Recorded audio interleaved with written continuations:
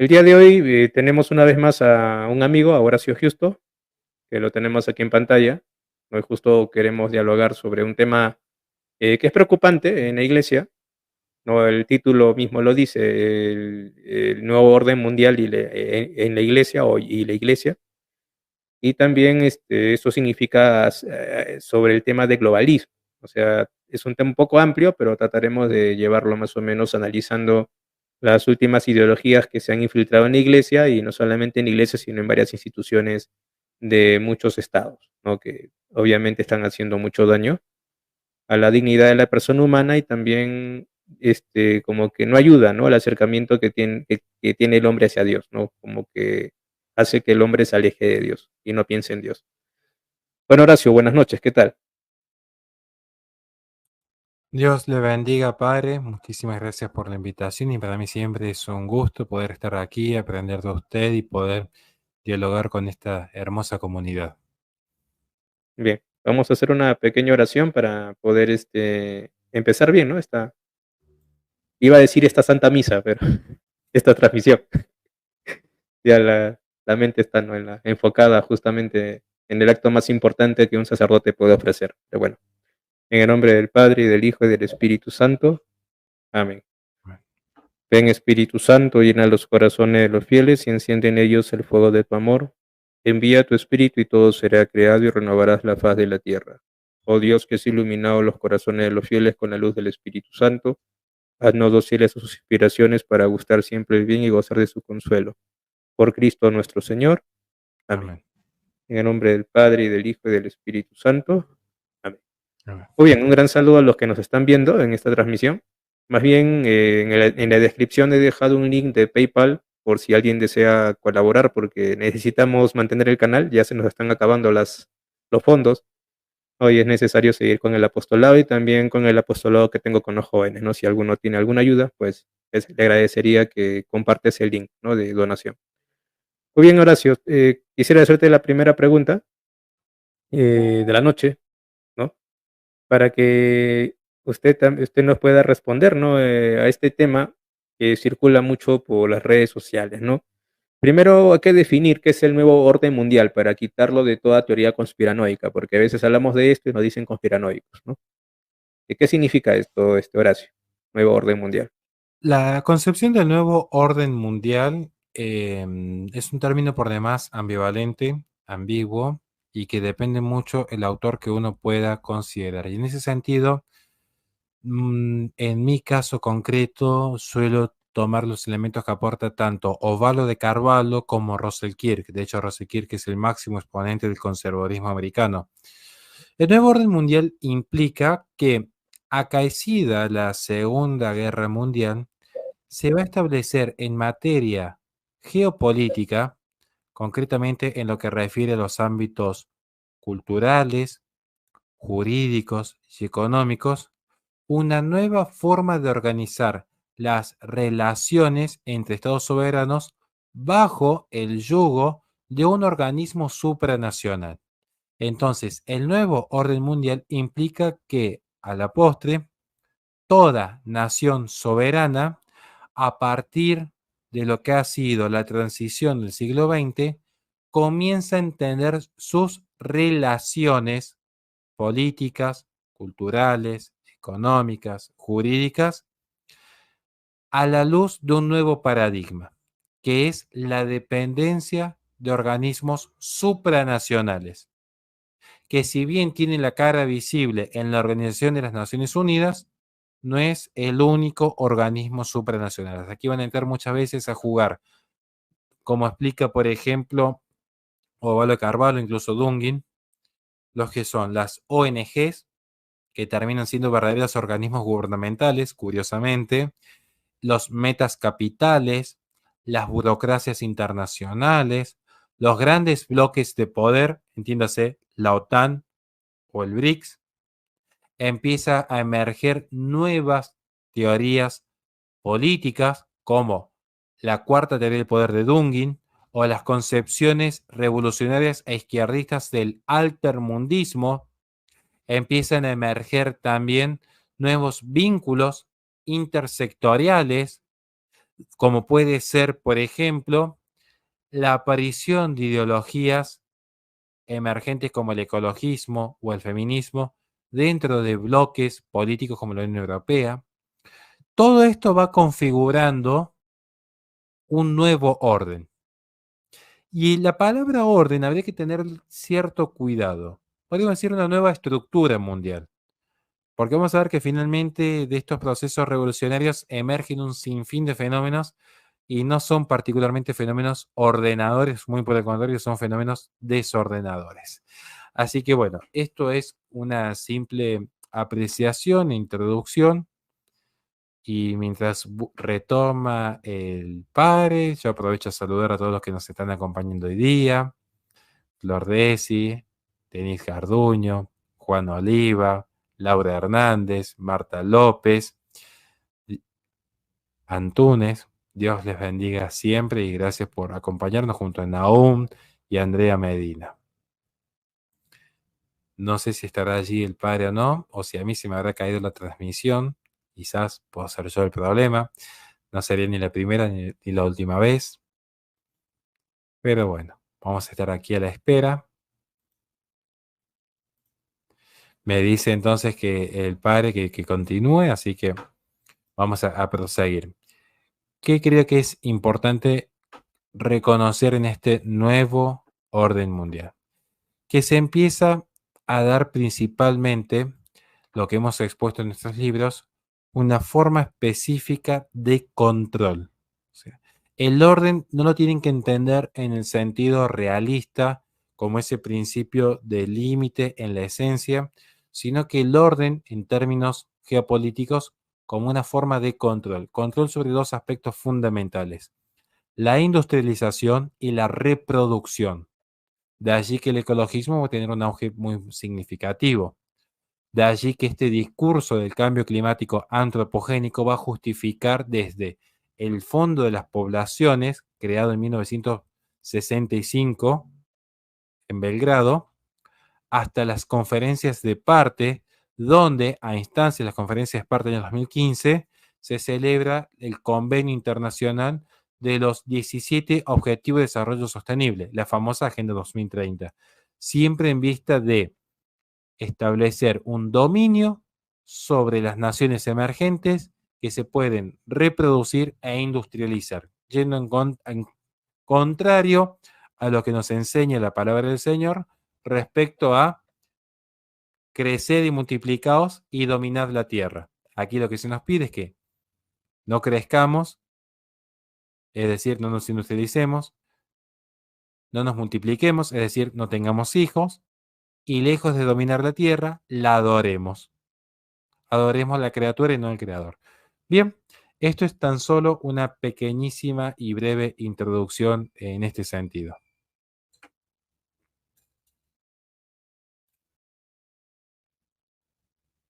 Creo que está silenciado. Sí, sí, sí. Tuve un pequeño problema, no sé, que siempre a veces pasa cuando tocamos esos temas. Curiosamente, se comienza a malograr un poco la transmisión, pero bueno, ¿qué se va a hacer? A veces los agentes del mal actúan, ¿no? Sin que uno lo espere. Bueno, sí, una de las cosas que sí rescato, o bueno, mejor dicho, una de las cosas que sí quisiera comentar es cómo estos grupos, ¿no? Que tú has mencionado como que pretenden tener un control sobre todo, ¿no? Incluso, por así decirlo, como usando ciertos eslogans, como tú has mencionado, y ciertas frases que pueden a uno, pues, convencerlo. Por ejemplo, esto del control poblacional, desde los años 60 hasta la actualidad, se ha tenido esta política del tener menos hijos para tener más prosperidad, ¿no? Es una de las cosas que se nos ha metido en mente, y también la otra cosa que he escuchado y que muchas de las chicas de mi generación, bueno, de nuestra generación, ¿no?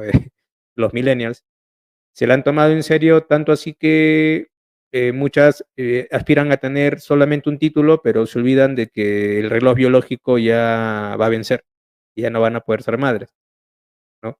Y ahí comienza el problema. O sea, hay un gran grupo de mujeres que se han comido el cuento del feminismo y, por ejemplo, ya no se multiplican, ¿no? Ya no está este crecer y multiplicados o crezcan y multiplíquense, sino el hecho de que primero realízate y ya si quieres después tienes tus hijos, pero hasta que una persona se realice o piense que ya se realizó, pues pasan muchos años y ya pues ya no pueden tener hijos, ¿no? Y así varias ideologías o varias corrientes que han ido surgiendo a lo largo de este tiempo.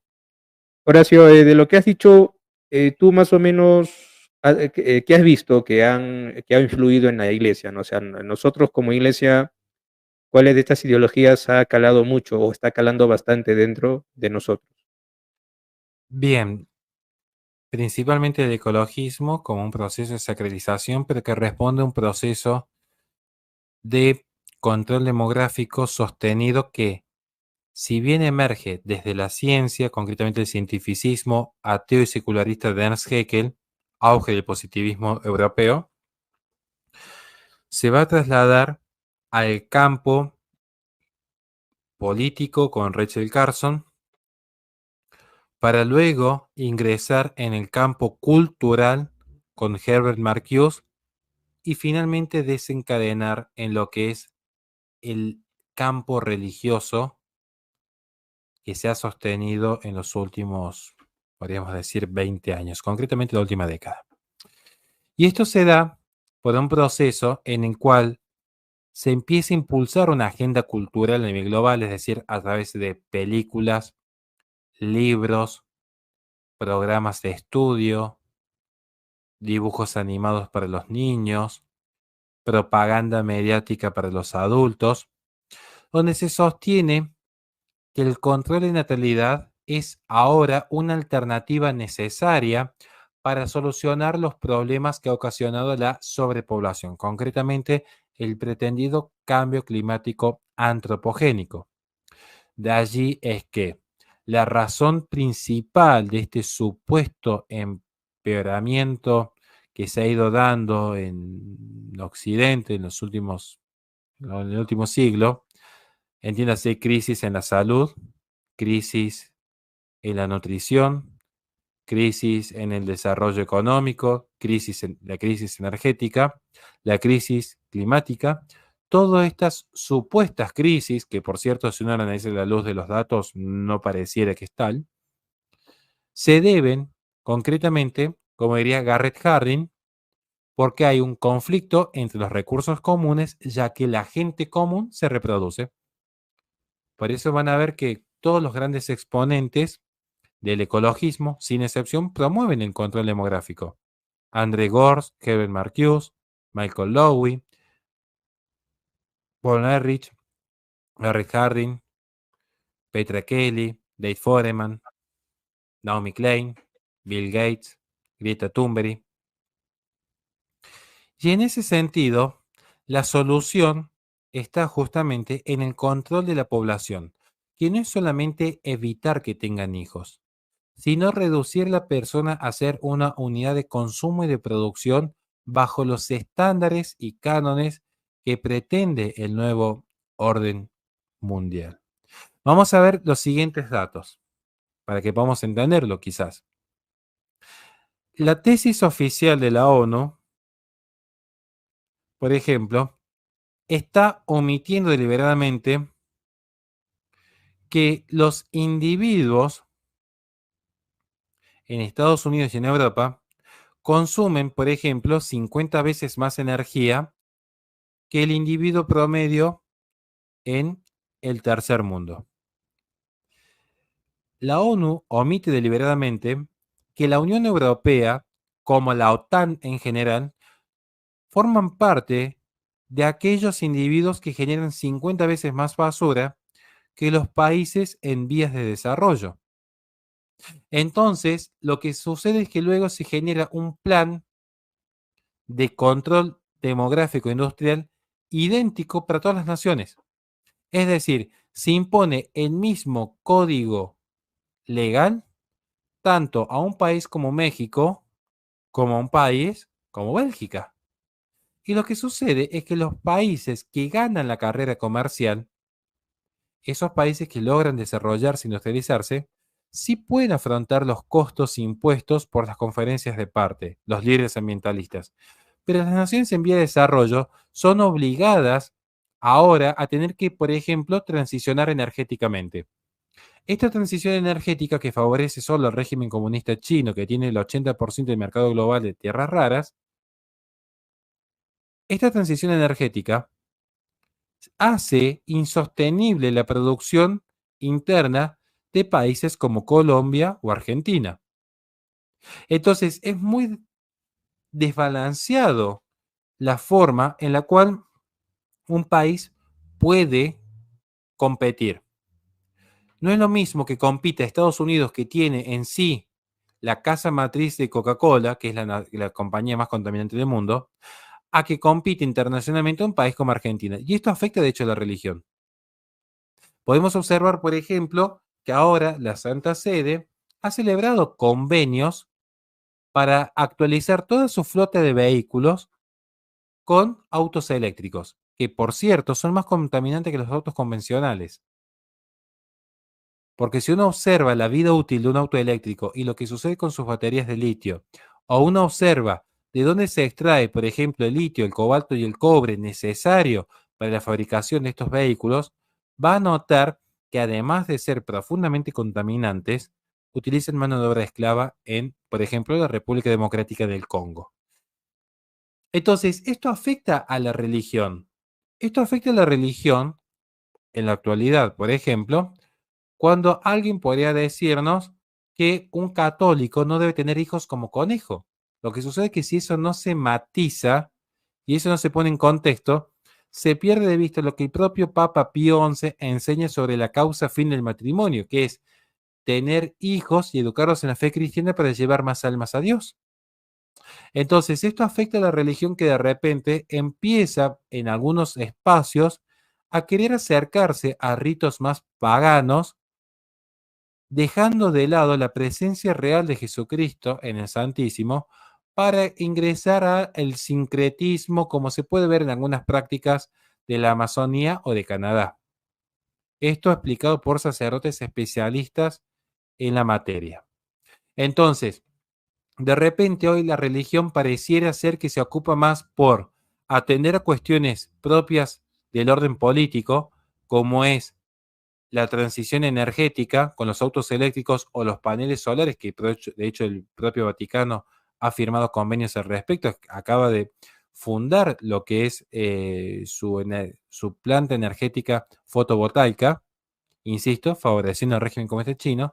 Se atiende más a estos aspectos políticos como el ecologismo o la inmigración, que a cuestiones propias de la fe y la moral, como la prédica sobre el cielo y el infierno o la importancia de los sacramentos.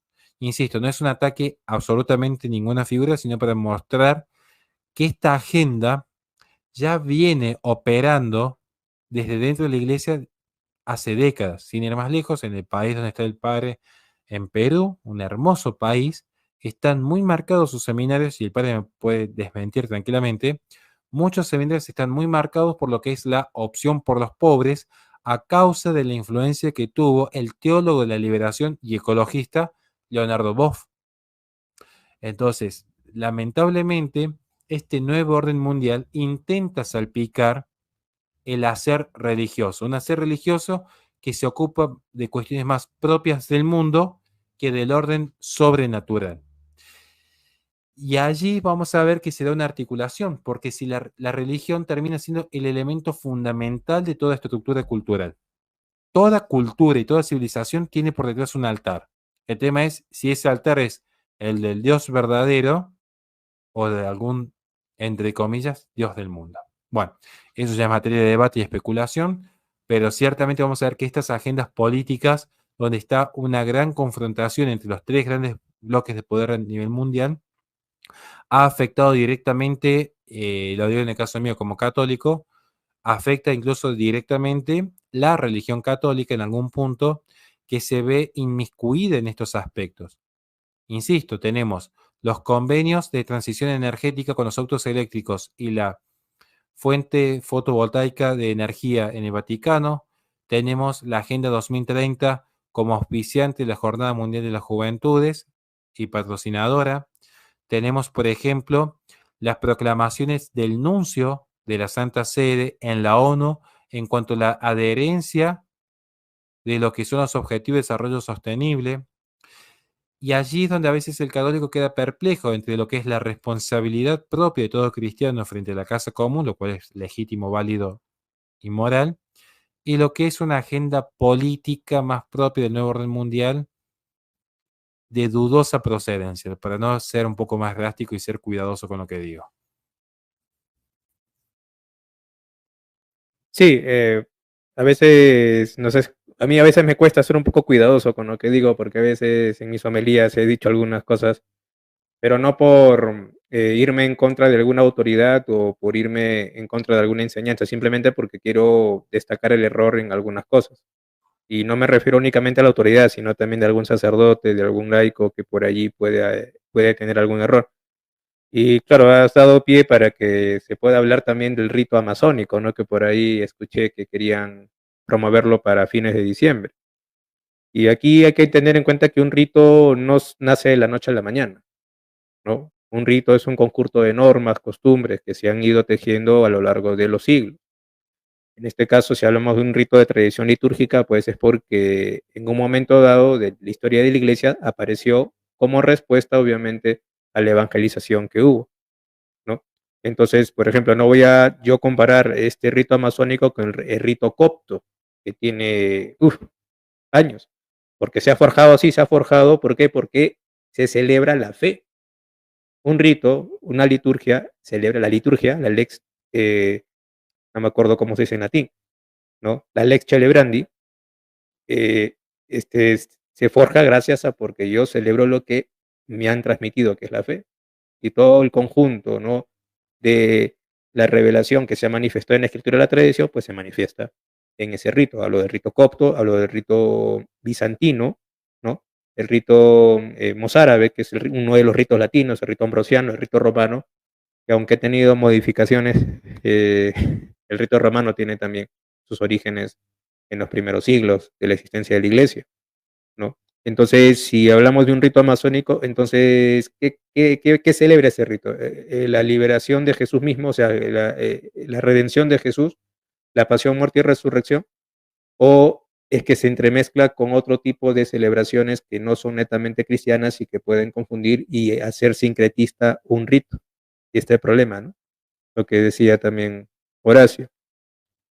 ¿Qué otra ideología, Horacio, has notado tú justamente de este nuevo orden mundial que está calando en la iglesia? Aparte del ecologismo, pues, ¿qué otra ideología tú podrías identificar?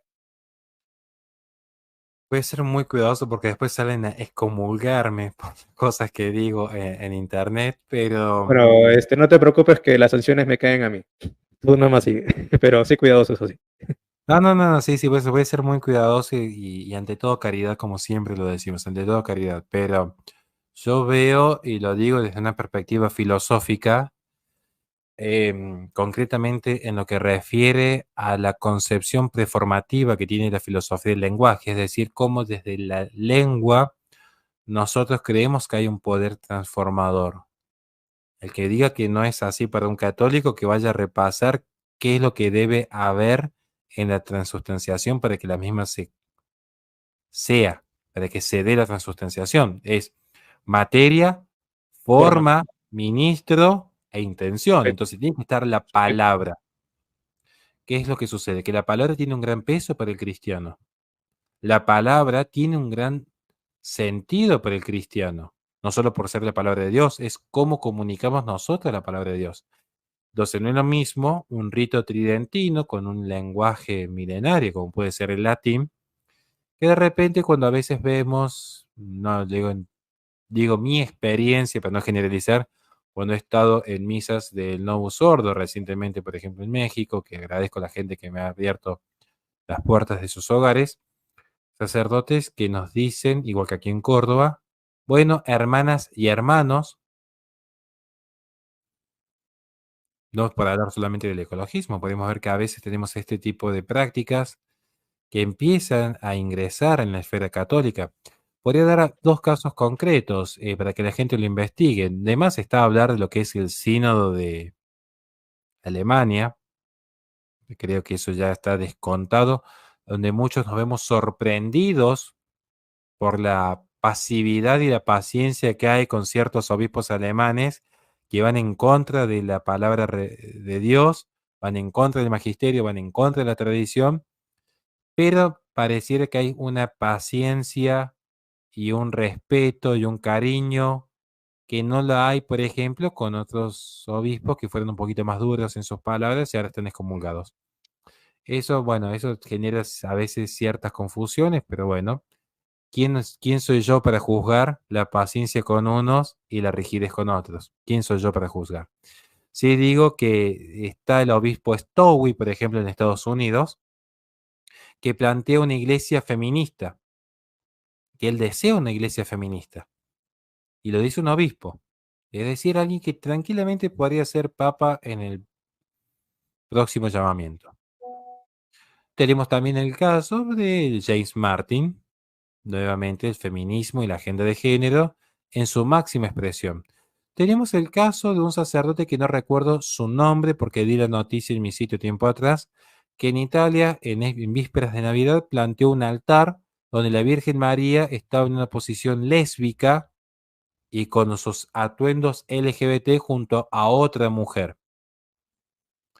Entonces, tenemos allí un proceso de deconstrucción de la iglesia. Ya incluso tenemos monjas que se jactan de ser amigas de su santidad, el Santo Padre, caso de Lucía Caram, que nuevamente plantea esta idea de la deconstrucción de la masculinidad y el heteropatriarcado dentro de la iglesia. Tenemos ese ejemplo, el feminismo ingresando de lleno dentro de los seminarios en todo el mundo. Y el segundo caso es la infiltración socialista. Desde la comisión permanente que tiene el Vaticano de diálogo con una ONG socialista dentro del Vaticano, o sea, es una comisión permanente de diálogo, hasta lo que está sucediendo con la Asociación Patriótica de China, donde efectivamente en los hechos, no en lo legal, porque interesa primero la realidad, más si uno es realista. En los hechos, los obispos son seleccionados por el régimen comunista, que luego Roma aprueba, que luego Roma va a aprobar. Pero la primera selección proviene, y esto lo puede investigar cada uno, esto insisto, cada uno investigue cómo es la historia, es seleccionado por el régimen comunista. Y tal es el conflicto de esta infiltración que tiene el comunismo que fue de hecho condenado por la iglesia en el pasado, que observen qué curioso, la iglesia recientemente en un documento oficial afirmó que estaban en plena comunión los que asistían a las misas oficiales de la Asociación Patriótica China, pero que al mismo tiempo no estaban excomulgados ese remanente que no quería ingresar a la Asociación Patriótica China. Se está reconociendo por parte del propio Vaticano esa zona gris que ha generado el conflicto que hay con la sinización que se da en aquel lejano oriente. Porque el proceso de sinización es muy profundo, si bien un proceso milenario, tiene una particularidad cuando el comunismo se hace con el poder en el periodo del gran salto adelante de Mao Zedong. Entonces, allí es cuando el católico queda o en la total clandestinidad, persecución y envío de los campos de concentración, como está pasando incluso con los uigures en este momento, o queda bajo el control del régimen comunista que revisa hasta las homilías que pueda dar un sacerdote. Y esto ha generado que pareciera que la izquierda empieza a tener una presencia superlativa dentro de la iglesia. Por dar solamente dos ejemplos de tantos que podemos dar. Y este es un problema que podemos ver en todas las esferas. Estamos hablando de la iglesia porque usted me pregunta, pero esto pasa en las universidades de filosofía. El que es tomista debe ser el 0,01%. Y si yo voy al ambiente jurídico, el abogado católico es el 0,01% practicante. Y si yo voy al ambiente de la cultura, el artista cristiano es el 0,1%. Entonces, pero bueno, lamentablemente son tiempos de mucha perplejidad, diría, básicamente. Claro, justo antes de este comentario que hiciste, bueno, voy a primero antes de eso, sí, comentar lo de la Acción Patriótica China. Todavía existe lo que es la iglesia clandestina en allá en China, ¿no? Incluso creo que fue foco de discusión entre el actual pontífice, entre el actual Santo Padre y el cardenal Zen, ¿no? Que también fue un foco de discusión de ellos, ¿no? Porque Catanacen es un cardenal chino que ha sufrido la persecución, ¿no? Tuve la gracia de verlo un día en Perú, en Lima, estuvo en el año 2000, me parece 2014, vino de visita y estuvo pues en la Misa del Señor de los Milagros, ¿no? Ya en ese tiempo, cuando todavía estaba el cardenal Cipriani. Ahí estaba el cardenal Zen con otros cardenales más o obispos chinos, ¿no? Que habían ido de visita, ¿no? a Perú. Pero sí, es lamentable cuando se ven este tipo de situaciones, ¿no? En fin, la cuestión es que también tú mencionabas acerca de la formación en los seminarios aquí en el Perú, ¿no? Especialmente en los seminarios diocesanos. Cuando he notado que en un seminario diocesano hubo formación de la teología de la liberación, cuando tú los ves celebrar los ritos, ¿no? Litúrgicos, como que están un poco perdidos en algunas cosas. Incluso tienden quizás a inventar ciertas cosas dentro de la misma celebración litúrgica, ¿no? La vez pasada en una asamblea que tuvimos, y claro, nos ponían como actividad cómo representas tú una iglesia sinodal. Había un sacerdote que había representado la misa en una representación así de un sketch, donde había dicho, si se han dado cuenta, en la representación yo he leído la lectura abajo, ¿no? Con el pueblo. ¿Por qué? Porque aquí no hay diferencias entre los que estamos en el altar y los que estamos abajo. No tiene que hacer todo por igual. Y bueno, tanto mi compañero y yo que escuchamos eso, dijimos, les falta mucha formación litúrgica, ¿no? En algunos lugares. Entonces, el detalle, sí, justo es eso, lo que tú mencionabas, Horacio, ¿no? De toda esta tendencia de la teología de la liberación, es que se fija más en el aspecto humano, en el aspecto únicamente social, y se olvidan de la otra parte que es justamente la unión con Dios, lo que es la oración, lo que es justamente una buena celebración litúrgica, ¿no?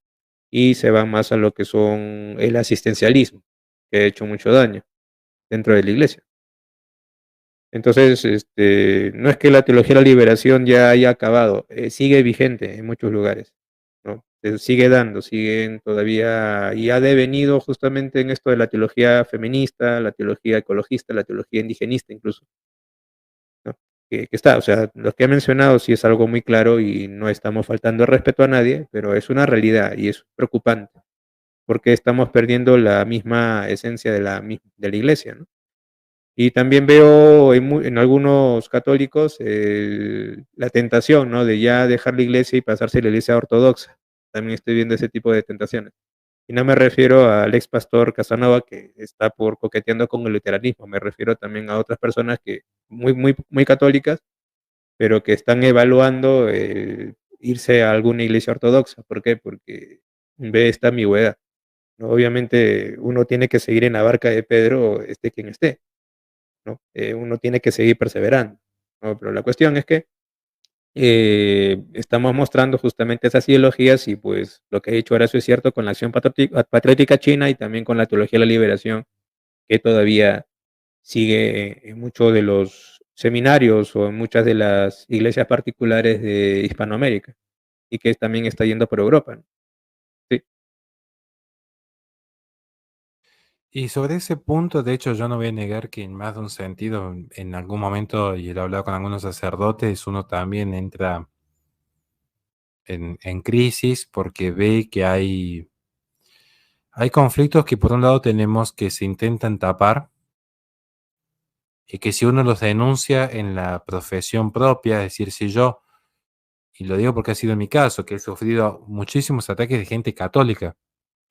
A mí los que más me han atacado, me han difamado, se han metido en mi vida fueron católicos, ni protestantes, ni ateos, ni progresistas, por denunciar conflictos reales. Por ejemplo, por mi pericia, de acuerdo a lo que me indica el derecho canónico, yo tenía la libertad de expresar desde el respeto lo que es el concepto de relación en lo que refería a fiducia súplicas.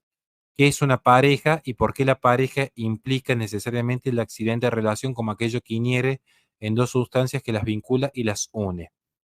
Entonces yo daba mi apreciación en ese sentido, tomando distancia de otras interpretaciones más favorables en torno a fiducia súplicas.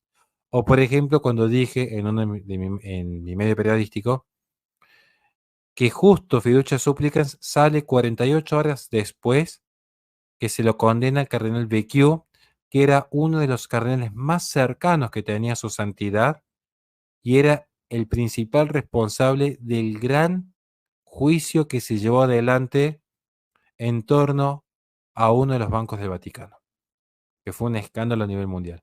Y todo esto pasó desapercibido porque se estuvo discutiendo durante la Navidad fiducias súplicas, que finalmente no tuvo mayor trascendencia, pues les puedo asegurar que al día de hoy, y que lo diga el padre, no creo que vaya una pareja homosexual a los pies del altar a pedir que le den la bendición. O sea, en la práctica no tenía mucho sentido lo que estaba sucediendo, pero esto a muchos nos ha generado una gran crisis. A mí concretamente, cuando yo veía la falta de caridad que había siendo supuestamente yo el desobediente, el protestante, el errado, el perdido, yo en un momento dije, capaz que si fuera homosexual, ateo, satanista, me tratarían con más amor que si soy simplemente un profesor de filosofía que está viendo una crisis real y concreta en este momento. Entonces yo por eso siempre entiendo que tenemos que, como diría alguien, en lo fundamental unidad, en la diferencia libertad y ante todo caridad. Porque si no, mucha gente y están dando el salto. Yo sé que es muy mediático decir ex protestante se convierte al catolicismo y hacemos video todos los días. Lo que sucede es que si uno hiciera las mediciones, yo no sé si realmente son más los protestantes que se hacen católicos o los católicos que directamente no es que se hagan protestantes, que dejan de practicar la fe. Dejan de ir a misa, dejan de acudir a los sacramentos, algunos se hacen ortodoxos, otros se hacen algún luteranos, porque sí, y esto lo explica muy bien Jordan Peterson en una entrevista que dice, si yo vengo del mundo moderno, que me ofrece feminismo, ecologismo, transhumanismo, si el mundo me está ofreciendo estas ideologías y yo voy a una religión para que no se me hable del mundo, sino que se me hable del cielo y del infierno, y en esa religión se me está hablando de pajaritos y arbolitos, me quedo en el mundo que al menos me permite tener sexo de manera libre. Al menos tengo esa satisfacción. Pero voy a entrar a una religión que me va a dar lo mismo que me da el mundo y encima me está privando de la libertad sexual. ¿Cuál es el sentido? Entonces, y este es un fenómeno que es más fácil a veces enojarse con uno que asumir nuestra responsabilidad y decir, tenemos que empezar a sanear porque el enemigo, y lo dice el propio Pablo VI, el humo de Satanás se ha infiltrado en las rendijas del Vaticano. Entonces, acá tengo dos opciones. O digo que Pablo VI es un mentiroso, opción 1. Opción 2, creo que el Papa no nos mintió y nos hacemos cargo que el humo de Satanás puede estar operando desde mucho antes que naciese Horacio Justo. Entonces, creo que en ese sentido tenemos que ver que hay una gran crisis en esta modernidad líquida. La gente más racional está buscando un proyecto sólido, una fe sólida frente a una modernidad líquida. Una fe sólida que vuelva a los principios fundamentales, como se dio en el Concilio de Trento, frente a una modernidad donde cada uno empieza a constituirse como su propio Dios. Parte de este nuevo orden mundial, donde lo importante es estar atomizado, no crear comunidad, dejar de lado la vida religiosa, dejar de lado la oración, el ayuno, la limosna, y creer que simplemente con ser buena persona, sacar a pasear el perrito y regar las plantas a la mañana, ya estoy contribuyendo a la casa común, ya estoy siendo un buen católico porque salgo en YouTube diciendo viva el Papa Francisco y con eso ya me alcanza para ser el hijo predilecto, lo cual es una actitud de hecho farisea, muy farisea. Decir, yo sí soy el hijo predilecto del Papa Francisco, yo sí estoy en plena comunión con Roma, es como el fariseo que decía, yo sí cumplo con la ley, pero ¿y dónde está el amor a la verdad? ¿Dónde está el amor a ese hermano que está viendo que hay realmente una crisis en el mundo moderno. No en vano, esto el padre puede hacer tranquilamente el experimento. Me gustaría saber qué opinan, porque también yo aprendo mucho del padres, de los padres que siempre me ha apoyado en todo lo que refiere a esta batalla. Yo voy a una misa de los sedevacantistas, el que menos hijo tiene, tiene 8. Yo me voy a una misa de los ortodoxos, el que menos hijo tiene, tiene 6 o 5.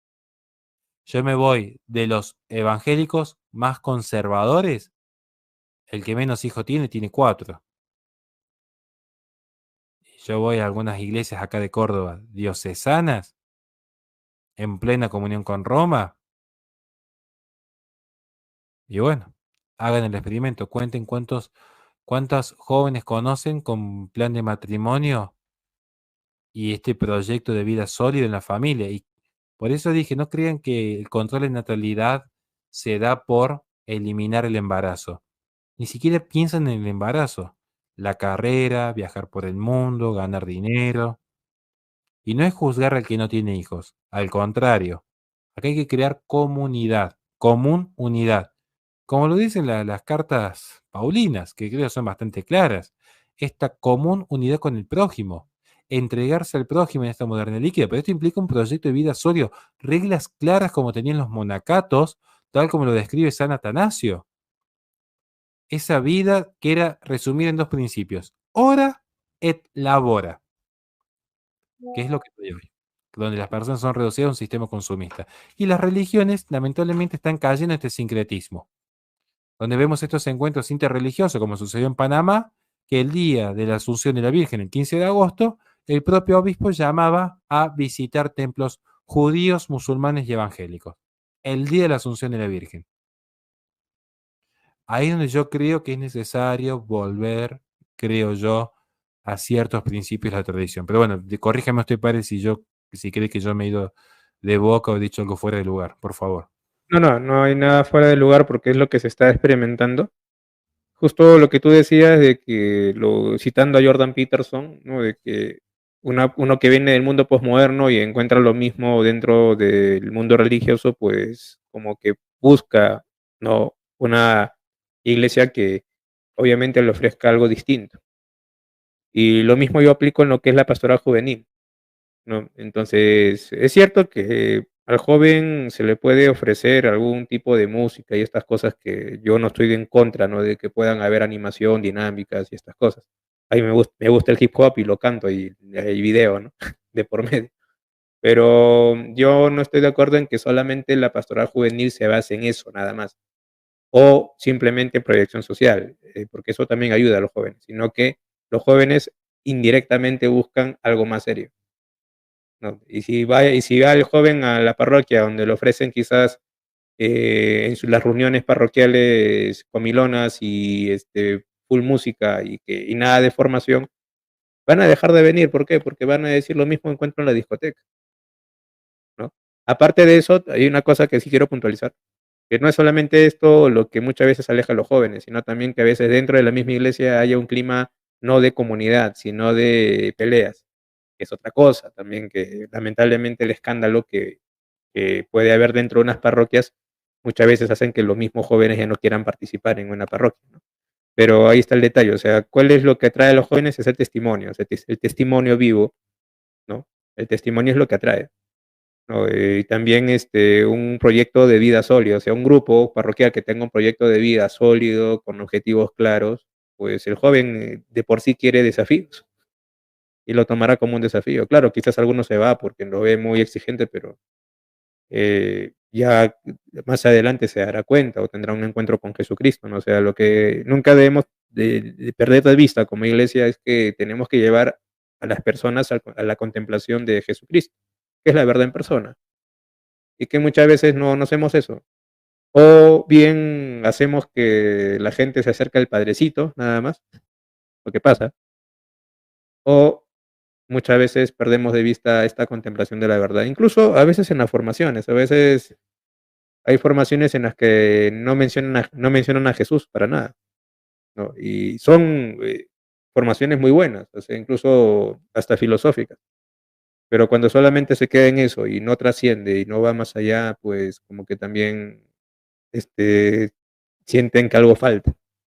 Entonces sí, aquí Horacio no ha dicho nada malo, o sea, hasta no ha dicho nada en contra de lo que la iglesia enseña, simplemente está puntualizando pues algunos aspectos en los que estamos fallando. Y bueno, para ir terminando, querido Horacio, porque si no te van a botar de la casa. A ver, ¿cómo resistir, ¿no? Ante todo este clima, ¿no? De incertidumbre o más que todo de control, ¿no?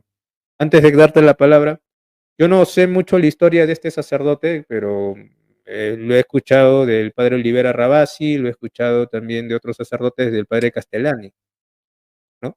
Se dice que fue perseguido, que incluso lo suspendieron, no me acuerdo, no sé muy bien la historia, pero lo que me impactó cuando escuché el testimonio de alguno que, pues, que conoció esa historia es la firmeza de querer quedarse dentro de la iglesia y no irse, a pesar de incluso no poder ejercer el sacerdocio por un tiempo. O sea, ahí va llama la atención, ¿no? Como este sacerdote se queda firme en la iglesia a pesar de todo. O sea, carga con su cruz y sigue a Jesucristo, ¿no? Bueno, te dejo, Horacio, la palabra para ver cómo resistir, ¿no? Ante este ante este clima. Hay un libro que se llama Cristo y los fariseos. Tengo ahí, no me quiero entrar a buscarlo. Después se lo voy a hacer llegar, padre, si puedo, cuando vaya a Perú. Ojalá. Tranquilamente, que lo escribe el padre Castellani. Tranquilamente podría llamarse el libro negro de la Iglesia Católica. Tranquilamente se podría llamar así ese libro. Y denuncia lo que estamos viviendo hoy. Pero también es este temple que han tenido tantos santos, que es, ante todo, mantenerse firme en la fe, como nos enseña San Pablo, conservar la fe en este buen combate. ¿Cómo resistir? Primero con mucha humildad, sabiendo que la batalla la va a ganar nuestro Señor Jesucristo, ya la ganó. Nosotros tenemos que rendir cuentas por los combates. Los combates no es solamente enfrentarse a la masonería, al comunismo, al feminismo. A mí me costó mucho tiempo entender esto. De hecho, usted, padre, entre tantos sacerdotes que siempre se acercaron con una mirada misericordiosa a mí, que soy un pobre y horrendo pecador más en el mundo, me hicieron dar cuenta que el buen combate, insisto, no es hoy hice un programa, denuncié la masonería, hoy escribí un libro denunciando el ecologismo, hoy salí en la tele debatiendo contra un ateo. Sino que el buen combate para resistir es en lo más pequeño y lo humilde. Hoy tuve una tentación con algo que no se debía y resistí. Bueno, hoy se ganó. Veremos mañana. Y si ayer te equivocaste, bueno, pero hoy resististe, ya es mucho. O sea, como le digo yo a mis alumnitos en boxeo, o sea, es de a un round a la vez. Siempre, de a un round a la vez. Y resistir siempre, creo yo, como todo conservador, desde lo micro hacia lo macro. Yo me considero una persona muy bendecida. Yo creo que mi resistencia no tiene mérito. Lo digo sinceramente. Porque yo, a pesar de mi crisis de fe que estoy pasando en estos últimos tiempos, he estado muy contenido. Ha estado usted, padre, está el padre Olivera Rabasi, está el padre Fernando Cárdenas, Augusto César Marín, Cristian Ledegeber, el padre Miranda, y tantos sacerdotes que siempre nos ponen ahí en sus oraciones, en sus misas, y uno lo siente, y uno se da cuenta. Yo no tengo mérito en mi resistencia porque he logrado crear una pequeña comunidad. No lo digo solo por mi familia, en términos de contacto directo, mi esposa y mis hijas, que es lo más importante que uno tiene. Pero en este combate, una vez uno está tan en el ojo de la tormenta porque nos gusta ser políticamente incorrectos y decir cosas que normalmente no se dicen, hay mucha gente por detrás mío que son parte del equipo de trabajo de uno. Somos una pequeña comunidad, está Flor Desi, Naún Martínez, Susana Davanzo, Juan Oliva, Denis Gardúñez, no puedo mencionar porque son tantos, Laura Hernández, son tantos, tantos, tantos, tantos, y están ahí, y te sostienen con una palabra de aliento, con una oración. Entonces, creo que esto nos puede servir como un pequeño ejemplo de decir cómo resistir, crea comunidad, porque es lo que hicieron los cristianos primitivos. En pequeñas comunidades, en épocas de las mayores persecuciones, está mi hermano Omar Álvarez, que nunca me puedo olvidar de él. em, en ese tiempo de persecución, pero de persecución real, donde los cristianos iban cantando los leones, sabían que iban al encuentro de Jesucristo y que iban acompañados por el prójimo. Tenemos que volver la mirada hacia el prójimo, hacia ese hermano necesitado, a esa persona que está enferma, a esa persona que está con una situación de adicción, esa persona que tiene un desorden sexual, con esa persona que está atrapada en un vicio, porque ahí también está el corazón de Jesucristo dentro de ese hermano que necesita de la fe, necesita de los sacramentos y necesita de una fe sólida, porque está atrapado en un mundo líquido, donde todo lo que toca se le oyen los dedos como Narciso. Entonces hay que volver a ese encuentro sólido. ¿Cómo resistir? Formando comunidad, formando familia, formando vínculos, formando iglesia. A veces creemos que dependemos solo de lo que el Papa diga. Para mí es mucha responsabilidad para un solo ser humano que todo depende del Papa. Si yo puedo ayudar al prójimo, yo ayudo al prójimo. No voy a estar esperando que venga el político, el empresario o el Papa a salvar al prójimo que está caído al lado mío. Es la palabra del buen samaritano. Por eso yo digo, bueno, está también mi querida amiga Mónica Rodríguez como tanto más. Sí, Por eso lo quiero marcar en este punto. O sea, yo creo que ahí está la solución. Y por eso digo, en mi caso, la resistencia no tiene mérito. Porque es cierto que nos exponemos mucho denunciando los males, pero tenemos que hacer el bien. Y yo puedo hacer un pequeñísimo, ínfimo bien, primero porque el bien viene de Dios. Y segundo, porque hay mucha gente que nos ayuda por detrás. Y tenemos que ser siempre agradecidos de eso. Porque ese va a ser ese pequeño remanente que nos queda al final del camino para resguardarnos de los embates del maligno.